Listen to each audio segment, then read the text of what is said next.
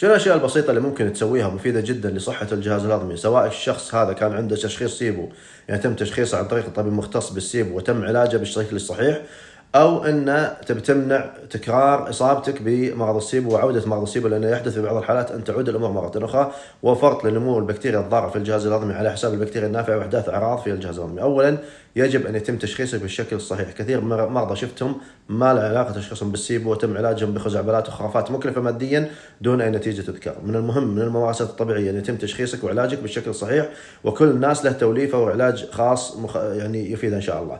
بعض الناس عندهم إسهال، بعض الناس عندهم إمساك، بعض الناس عندهم تقلصات، آلام، غازات وغيرها من الأمور كثيرة، والأعراض تتشابه وتتداخل مع بعضها البعض. عليك أولا ألا تداخل الوجبات بعضها ببعض، يعني تكون صايم بين الوجبات. إذا أكلت وجبة ما تأكل بين الوجبات، ما يكون في سناك أو أكلات بين الوجبات، لأن كثرة الوجبات ووجود الأكل بشكل مستمر في الجهاز الهضمي يغذي البكتيريا الضارة. تقلل النشويات والسكريات والحلويات، وتأكل غذائك دائما يكون مبني على البروتين. البروتين لا يغذي البكتيريا الضارة ويغذي البكتيريا النافعة، مفيد للجلد ومفيد لبناء العضلات ويقلل الوزن، بالتالي مفيد جدا. الأمر الثالث أن تحسن حركة الأمعاء والجهاز الهضمي بحيث ما يصير في ركود في الأمعاء. البيئة الراكدة تكثر البكتيريا، والبيئة الجارية تقلل نمو البكتيريا الضارة. بالإضافة إلى أن يجب عليك أن تقلل من استخدام المضادات الحيوية إلا بإشراف طبيب، لأن المضادات الحيوية تقتل البكتيريا الضارة والبكتيريا النافعة، فتؤدي إلى حدوث أعراض قد تتفاقم بشكل مستمر. اتباع هذه الإجراءات مهم جدا، وعليك دائما مراجعة مختص في هذا المجال لكي يتم علاجك وتشخيصك